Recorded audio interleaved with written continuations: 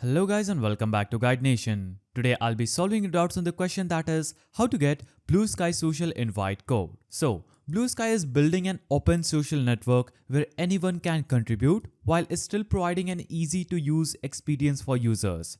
For the past year, Bluesky used invite codes to help manage grow while they built features like moderation tooling, custom feeds and more. Now they're ready for anyone to join. So as you can see on this bluesky.social's help page, they are basically telling that Bluesky Social recently removed the invite code system, allowing anyone to join the platform directly. This change means you no longer need an invite code to create an account and explore the network. You can simply sign up on Bluesky website or the application and start connecting with the community. This update is part of Bluesky's broader efforts to expand its user base and make the platform accessible to all. So there's no hurdles like invite codes in Bluesky. You can simply navigate to the application and sign up pretty easily just by downloading the application and creating an account.